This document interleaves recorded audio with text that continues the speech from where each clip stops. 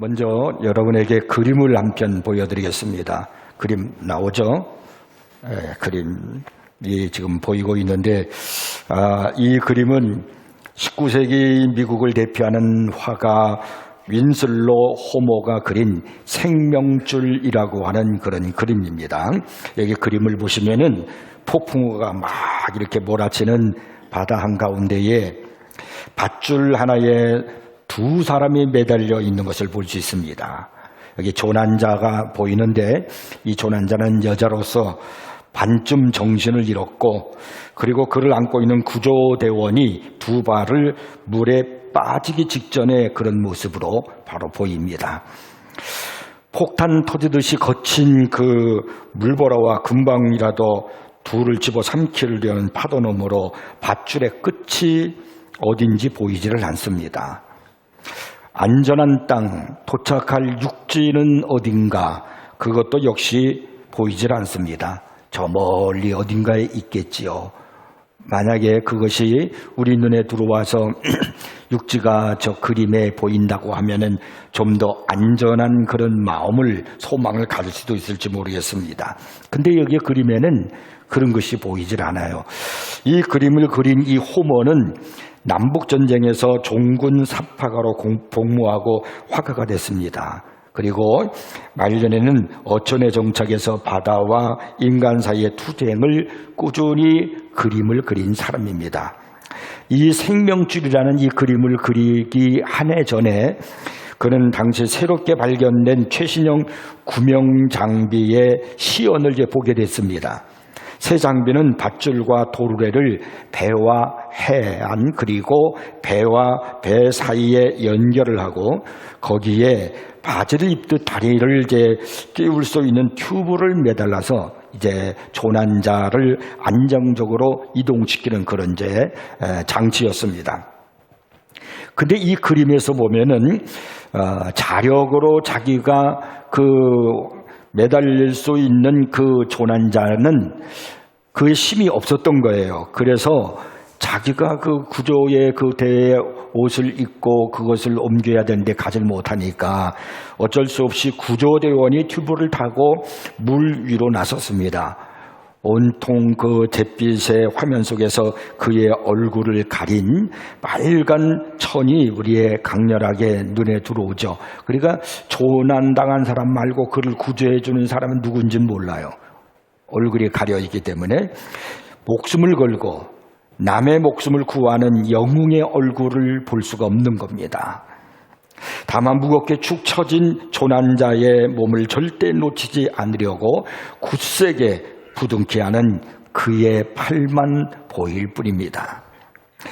이 그림의 안에서 우리가 그림을 보면서 우리가 생각할 것이 뭐냐, 이 그림에 나온 이 조난자는 어쩌면 오늘을 살고 있는 우리들의 모습이 아닌가 하는 그런 생각이 들어지고, 또 하나는 오늘 성경 본문에 나오는 바로 이 노아라는 사람의 모습이 이런 모습의 현상이 아닐까 하는 그런 생각이 들어집니다.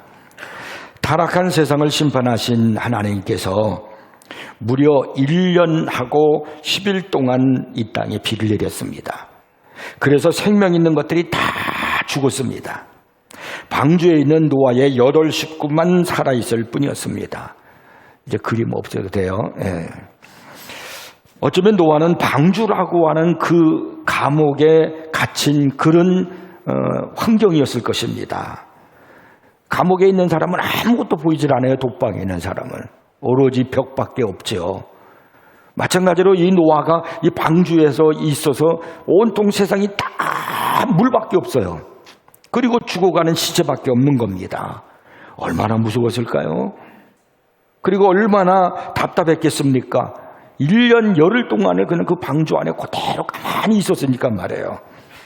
이런 환경 속에서 두려움이 있었을 텐데, 근데 성경은 오늘 본문 1절에서 이렇게 시작을 하고 있다는 겁니다. 하나님이 노아와 그와 함께 방주에 있는 모든 들짐승과 가축을 기억하사 하나님이 바람을 땅 위에 불게 하심에 물이 줄어들었고, 이 구절에서 우리가 인상적으로 보아야 할 단어가 있는데 그게 바로 뭐냐면 기억하사라는 그 단어입니다. 원문에는 이 단어가 그냥 기억했다는 말로 그냥 나오지만은 사실은 깊이 사랑으로 기억했다는 그런 말입니다. 그냥 어느 날 한번 생각하고 마는 것이 아니라 하나님의 깊은 생각 속에서 기억해 주셨다라는 그런 의미를 지니고 있는 기억했다는 이야기입니다. 그 기간 동안 믿음 여부와는 관계없이 거대한 그 물결의 조류에서 별 볼 일 없는 폐물조각 같은 그 노아의 방주, 그가 그 안에서 떠다니는 그런 노아와 그리고 그 가족들, 그리고 가축들, 이 짐승들을 보면서 1년 10일을 그냥 거기에 갇혀 있었으니까 노아는 그런 생각을 하지 않았을까요? 하나님이 우리를 잊어버리신 거 아니야? 정말 우리가 여기서 살아날 수 있을 것인가? 여러분 중에서도 이런 상태에 있는 분이 있을지도 모릅니다. 혹시나 내가 하나님께로부터 버림받은 것 같은 그런 마음을 가진 사람도 있을 수 있습니다. 하나님이 여러분을 잊어버리신 것 같은 그런 또 마음도 가질 수 있습니다. 그렇다면 여러분 오늘 본문 1절의 말씀을 깊이 묵상하십시오. 하나님께서 나를 기억했다는 겁니다.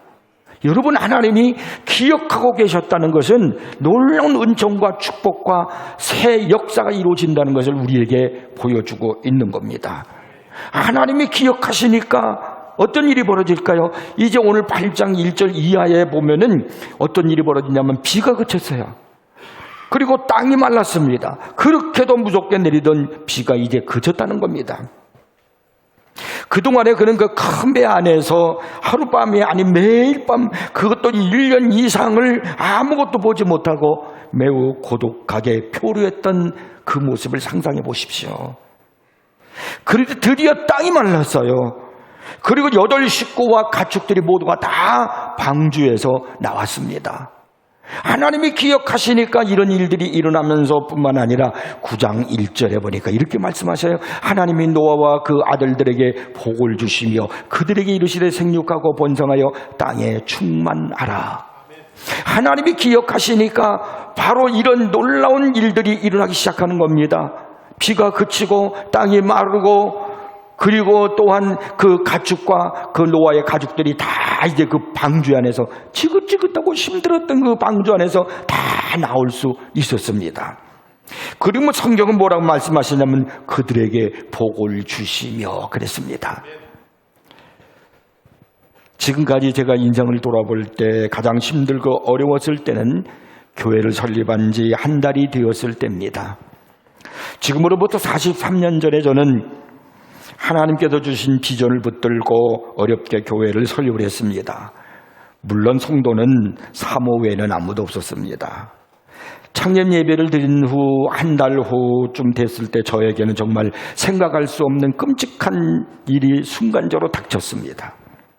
1983년 11월 13일 오후 저에게는 인생에서 정말 생각할 수 없는 아주 끔찍한 일이 터졌습니다. 교회에 화재가 발생한 겁니다. 한 달 전인 10월 9일에 설교일 예배를 드리고 난 뒤였기 때문에 교인이라고 하는 한 사람도 없었습니다. 근데 교회에서 화재가 발생한 겁니다. 소방차가 막 잇따랐고 소방관들이 교회에 들어와가지고 불길을 끄느라고 막 정신이 없었습니다. 제가 이 교회에 화재가 났다는 소식을 듣고서 급히 교회로 달려왔지만은 이미 불길이 교회를 다 뒤엎고 있었습니다. 다 탔습니다. 간신히 소방관들이 다 꺼서 교회는 물로 차 있습니다. 꼭 노아가 다 모든 것을 죽고 물로 차 있는데 있는 것처럼 똑같이 말해요. 정말 좌절이 되었습니다. 온통 교회가 막 불탄 흔적과 물천지였습니다. 저는 그 자리에서 털썩 주저앉았습니다. 절망이 저를 사로잡았지요. 하나님 어떡합니까? 힘들게 개척을 했는데요. 아는 성도는 한 사람도 없는데 이 혼자서 이 문제를 어떻게 해결해 나가야 합니까? 이렇게 이제 좌절을 하면서 내가 이제 그만둬야 되는 거 아닌가? 목회를 포기해야 되는 거 아닌가 하는 생각을 하고 있는데 갑자기 순간적으로 제 가슴을 두드리는 하나님의 음성이 들렸어요. 귀로가 아니라 가슴으로요. 그것이 이사야서 41장 10절 말씀이에요. 두려워하지 말라, 내가 너와 함께함이라. 놀라지 말라, 나는 내 하나님이 됨이라. 내가 너를 구슬리하리라. 참으로 너를 도와주리라. 참으로 나의 의로운 오른손으로 너를 붙들리라. 그러면서 계속 제 마음속에, 가슴 속에 들려오는 음성이 뭐냐면, 내가 너를 기억하고 있다. 내가 내 형편을 기억하고 있다. 이런 하나님의 음성을 저에게 들려주시는 거예요. 그래서 그날 저는 이 말씀을 붙들고 일어섰습니다. 하나님께서 내 형편을 기억하고 계신다면, 그리고 하나님께서 당신의 의로운 오른손으로 나를 붙들고 계신다면, 하나님이 말씀하신 대로 나를 도와주신다면 내가 왜 좌절해야 되는가? 다시 일어설 수 있다. 그래서 그날 다시 일어섰습니다. 그리고 계속 목회를 해서 지금 43년이 된 채 이렇게 지금까지 목회를 하게 되었고, 그리고 하나님께서 이렇게 교회를 부흥케 하셨습니다. 하나님께서 여러분을 기억해 주신다고 하는 것, 이거 얼마나 큰 축복인지 몰라요. 여러분, 사도행전 10장에 보면은 거기에 기억하신다는 말씀이 또 있습니다. 어느 날 베드로가 제9시 기도 시간이 됐을 때 다락에 올라가서 막 기도를 하고 있는 거예요. 근데 하나님께서 그때 베드로에게 환상으로 나타나셔서 그에게 이제 말씀하시는 겁니다. 베드로야. 그래서 말씀하시기를, 고넬료라고 하는 사람이 있는데 이 사람은 이탈리아의 백부장입니다. 유대인이 아니었습니다. 근데 그는 항상 기도하고 그리고 많은 어려운 사람을 돕는 구제하는 사람이었습니다. 근데 하나님께 말씀하셔요. 내가 그의 기도와 구제를 기억하였노라.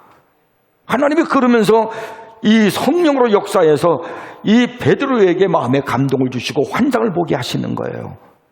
그리고 고넬료에게는 사람을 보내서, 베드로에게 사람을 보내서 베드로를 초청하라고 그랬습니다. 베드로가 이것이 하나님의 뜻이구나, 그걸 생각하고 베드로가 그 종을 따라서 고넬료의 집으로 들어갔습니다. 고넬료의 집에 들어갔더니 그 집 안에 사람들이 가득 차 있는 거예요. 거기에서 베드로가 하나님의 말씀을 전했습니다. 그 안에 있는 사람들이 다 은혜를 받고 성령 충만 받고 세례를 받았습니다. 이 하나님께서 이 고넬료의 기도와 그리고 그의 헌신, 그의 그 사람들을 돕는 구제를 하나님이 기억하시니까 이런 일이 일어나더라는 겁니다. 하나님이 오늘 여러분을 기억하고 계심을 믿으시기 바랍니다. 내가 아무리 어려운 질곡의 고난에 빠져 있다 할지라도 하나님이 기억하시면 나는 거기서 나올 수 있습니다. 하나님이 여러분과 저를 기억해 주신다면 우리는 승리의 역사가 펼쳐지기 시작하는 겁니다. 자, 하나님이 기억하시면 어떤 일이 일어날까요? 오늘 성경은 그것을 말씀합니다. 첫째가요, 고난이 물러가게 된다는 겁니다. 3절을 오늘 보면 3절을 보면 이렇게 말씀해요. 물이 땅에서 물러가고 점점 물러가서 150일 후에 줄어들고, 그리고 또 5절을 보면 또 이렇게 말씀해요. 물이 점점 줄어들어 열째 달 곧 그 달 초 하룻날에 산들의 봉우리가 보였더라. 노아의 홍수는 150일 동안 계속해서 비가 막 계속 쏟아지는 겁니다. 얼마나 지겹고 무서웠을까요? 무려 5달 동안 계속된 홍수는 노아와 그의 가족들에게는 정말 지긋지긋하고 두렵고 무서운 날들이었을 겁니다. 금년에 참 우리가 덥게 지나고 있잖아요. 그 어느 때보다도 금년은 엄청 더웠습니다. 뉴스에 보니까 기상청이 생긴 이래 우리나라가 금년이 최고로 더웠다는 겁니다. 그렇게 덥고 힘들었는데 한 달쯤이라도 한 달 조금 넘었습니다. 우리는 그런데도 그 더위를 힘들어하고 지겨워하고 아이고 더워 막 그러잖아요. 근데 노아가 홍수로 말해요. 막 그냥 홍수로 막 내리고, 그리고 막 물이 솟아오르고 그 홍수로 말미암아 많은 사람들이, 다른 사람들이 다 죽고 생명이란 다 없어지는 거예요. 그러게 무려 1년하고 10일을 그렇게 살았습니다. 얼마나 힘들었을까요? 아마 노아는 홍수가 끝나지 않을 것이라고 생각했을지도 모릅니다. 그런데 하나님이 기억하사 홍수가 끝났습니다.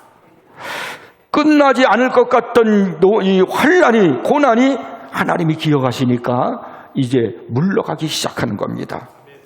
여러분, 때로는 우리를 둘러싼 삶의 역경이 끝나지 않아 보일 때가 있습니다. 그러나 반드시 기억해야 될 것은 고난은 끝이 있다는 겁니다. 아픔도 끝이 있다는 겁니다. 여러분, 오늘 믿으시기를 바랍니다. 이 사실을 가슴으로 믿고 하나님께 영광을 돌리기를 바랍니다. 하나님이 기억하시면 나의 고난은 끝납니다. 나의 아픔도 끝난단 말입니다. 출애굽기 2장에 보면은 이스라엘 백성들이 애굽에서 노예 생활을 하면서 탄식하며 부르짖는 내용이 나와요. 하나님의 백성인 이스라엘이 애굽이라는 나라의 노예가 돼가지고 가장 고난을 당하는 겁니다. 여러분, 노예가 자유가 있습니까?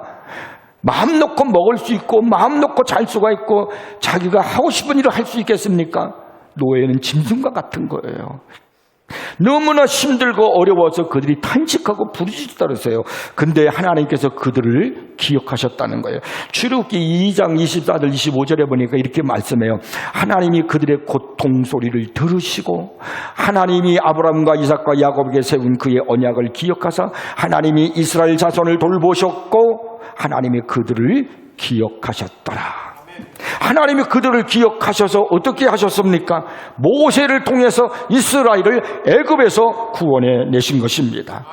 하나님이 기억하시면 더 이상의 고난은 없습니다. 끝납니다. 하나님이 기억하시면 환난은 끝이 납니다. 주님께서 기억하시면 모든 고통이 물러날 줄로 믿으시기 바랍니다. 이것이 하나님이 기억하시면이에요. 두 번째는 하나님이 기억하시면 축복이 옵니다. 하나님은 노아에게 방주에서 나올 것을 명하십니다.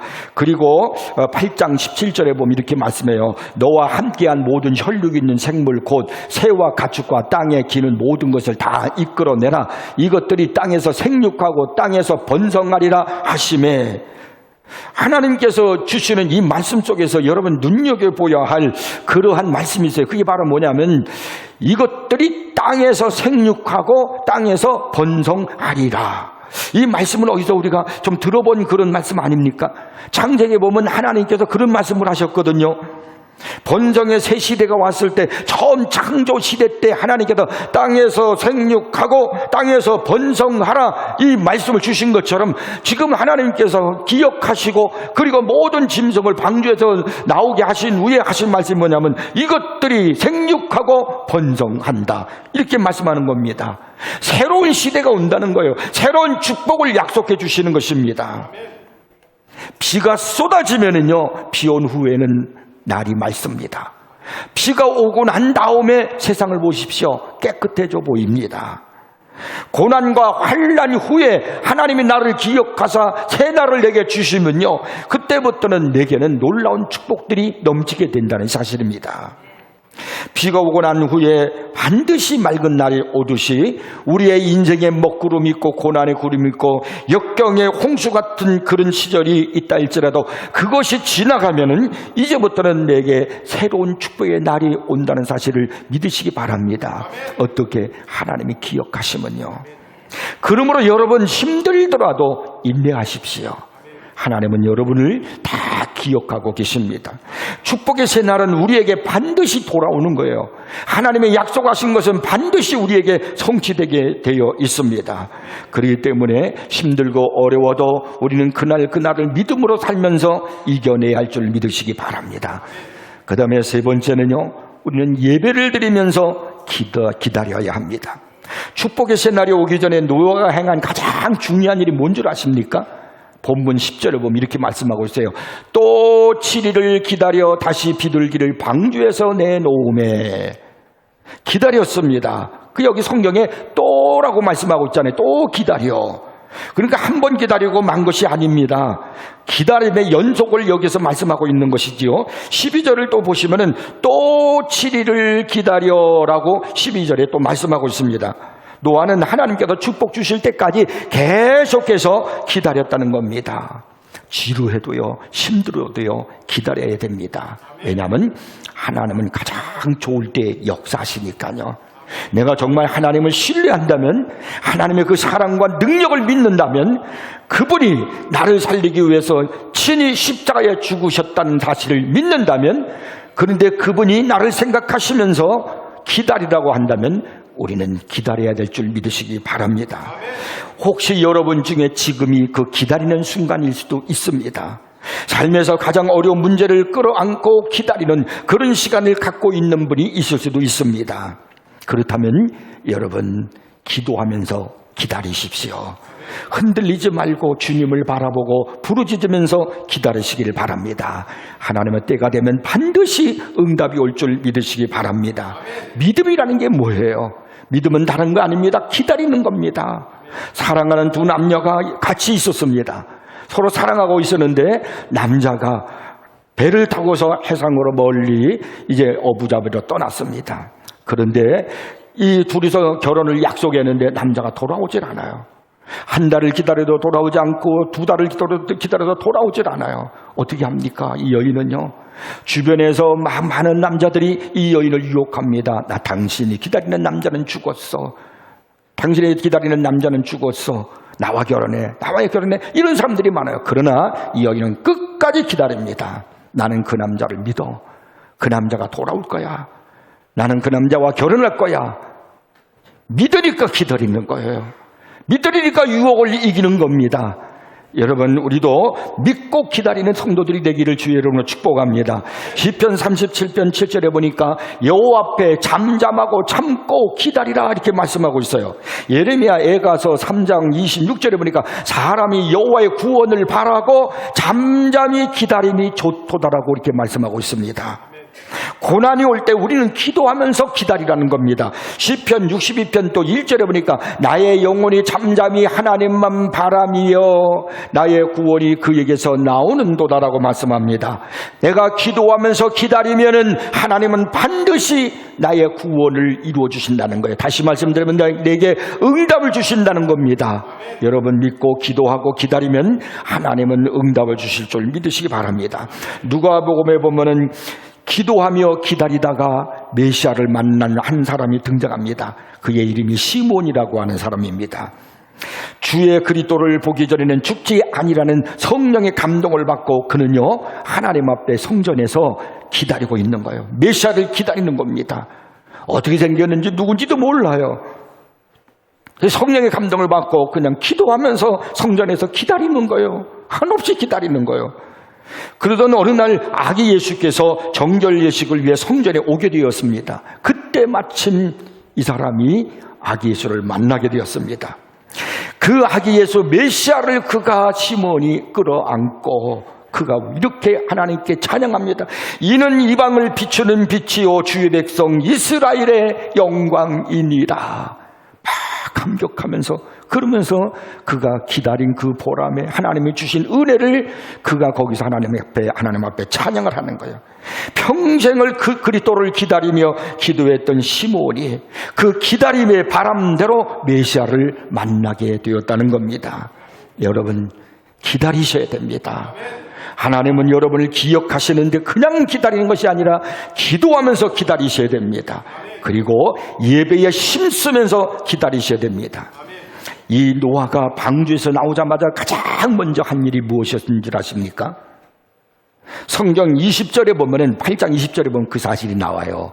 노아가 여호와께 제단을 쌓고 모든 정결한 짐승과 모든 정결한 새 중에서 제물을 취하여 번제로 제단에 드렸더니 노아가 방주에서 나오자마자 가장 먼저 한 일이 뭐냐면 하나님 앞에 예배를 드린 일이었습니다. 그렇다고 하면 여러분 생각해 보세요. 노아가 방주에서 나오자마자 가장 먼저 예배를 드렸다라고 하는 것은 평소 노아가 방주에 있는 동안에 무엇을 한 사람이었는가 하는 것을 우리가 짐작할 수 있는 겁니다.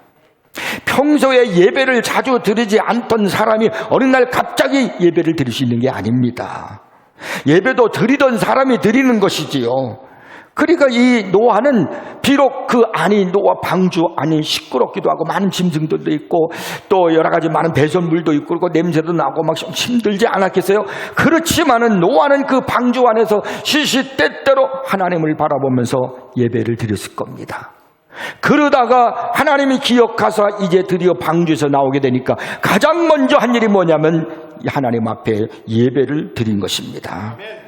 홍수를 그가 사건을 경험하면서 느낀 게 뭐냐면, 여호와께서 세우지 아니하시면은 세우는 자의 수가 헛되고, 여호와께서 지켜주시지 아니하면은 파수꾼 지키는 자의 수고가 헛된다. 이제 하나님이 이제 새롭게 내 인생을 시작하지만 하나님이 나를 지켜주셔야 된다. 하나님밖에 없다. 그러니 하나님 앞에 예배를 드리고 하나님께 영광을 돌리며 나를 하나님께 맡기자. 그것이 노아의 마음이었습니다. 이제 이 모든 것이 폐허가 되어버린 절망의 땅에서 노아와 그의 가족들은 나오자마자 첫 발을 딛자마자 그들이 한 것이 하나님 앞에 예배를 드린 일이었다는 겁니다. 여러분, 예배는 모든 삶의 시작이라는 것을 잊지 마십시오. 실패해도 성공해도 예배가 시작이 되게 하시기를 바랍니다. 잘 나갈 때에도, 힘들고 어려운 일을 만날 때에도 여러분 예배를 소홀히 하지 마십시오. 왜냐하면 예배는 하나님을 영화롭게 하는 것뿐만 아니라 하나님을 만나는 가장 중요한 시간입니다. 그렇기 때문에 예배를 놓치시면 안 되는 겁니다. 예배가 내 삶의 가장 시작이고 가장 중심이라는 것을 잊지 마시고 예배의 사람이 되기를 바랍니다. 우리는 예배를 드리는데 무엇보다도 진정한 예배를 드리는 사람이 되어야 됩니다. 예배에 힘쓰는 사람이 되어야 합니다. 로마서 12장 1절에 보니까 이렇게 말씀하고 있어요. 그러므로 형제들아, 내가 하나님의 모든 자비하심으로 너희를 권하노니 너희 몸을 하나님이 기뻐하시는 거룩한 산 제물로 드리라. 거룩한 산 제물로 드리라. 너희가 드릴 영적 예배니라. 이렇게 말씀하고 있습니다. 참된 예배가 뭐냐면요, 하나님이 기뻐하시는 거룩한 제물이 되어서 드리는 겁니다. 여러분, 거룩한 산 제물이 뭘까요? 거룩이라는 무슨 말입니까? 뜻이 뭐예요? 거룩. 그것은요, 구별됐다는 거예요. 구별한다는 것입니다. 구별되지 않은 예배는 하나님을 기쁘시게 할 수가 없습니다. 여러분은 하나님 앞에서 예배를 드릴 때 구별된 시간을 하나님 앞에 드리십니까? 많은 날들 중에서 오늘 교회 가는 시간이니까 이제 한번 가볼까 해서 그냥 교회 나오십니까? 아니면 이미 구별을 해놔서 올해는 주일이니까 이날은 안 돼, 구별됐다는 것은 이미 다 따로 이렇게 만들어 놓은 거예요. 그래서 이날은 안 돼, 이게 구별이에요. 오늘 그렇게 해서 주님 앞에 예배 나오셨습니까? 우리가 하나님 앞에 헌금을 합니다. 어떤 예물을 드리든 얼마만큼의 예배를 드리든 상관없습니다. 중요한 것은 내가 구별한 예물이냐는 거예요. 지갑 속에서 지갑 속에 들어있는 돈 중에서 하나를 그냥 꺼내서 하나님 앞에 헌금을 했다면 이건 구별된 헌금이 아닙니다. 구별된 헌금은 이미 내가 교회 오기 전에 미리 구별해서 준비해서 오는 것입니다. 얼마에도 상관없어요. 중요한 것은 내가 구별했느냐는 겁니다. 이것이 거룩한 산 제물이라는 걸 잊지 마시기를 바랍니다. 여러분이 드리는 봉사와 헌신이 구별된 것입니까? 남은 시간에 하는 것입니까? 나의 즐거움을 위해서 하는 것입니까? 아니면 하나님이 기뻐하시는 일이 무엇일까? 그리고 이 세임교회 하나님의 공동체, 하나님의 몸인 이 교회를 위해서 내가 해야 할 일이 어디에 있을까를 찾아서 구별하여 드리는 헌신인가? 우리는 생각해 보아야 한다는 겁니다. 오늘 우리는 산제사의 예배를 드리기 위해서 하나님이 기뻐하시는가 하는 질문을 끊임없이 하셔야 합니다. 얼마나 구별되고 정성된 최상의 예배인가를 생각하셔야 됩니다. 오늘 여러분 성경 오늘 본문에서 하신 말씀 이 하나를 기억하십시오. 하나님이 기억하신다. 아멘. 여러분이 하시는 일, 여러분의 아픔 다 하나님이 기억하십니다. 아멘. 불꽃과 눈동자로 다 보고 계십니다. 아멘. 얼마나 중요한지 몰라요. 모든 사람들이, 전 세계 모든 사람이 다 나를 기억하고 알아주고 있다 할지라도 하나님이 너를 모른다. 그럼 내 인생 끝난 거예요. 최고의 불행입니다. 반면에 모든 사람들이 다 나를 모른다고 할지라도 하나님만이 나는 너를 안다 라고 하면 최고의 축복임을 믿으시기 바랍니다. 그러므로 하나님이 나를 기억하시면 나는 어떻게 될까? 고난이 끝납니다. 이제부터 여러분의 삶 속에 축복이 오기 시작하는 겁니다. 기도하면서 기다리십시오. 예배를 드리면서 하나님의 축복을 기대하십시오.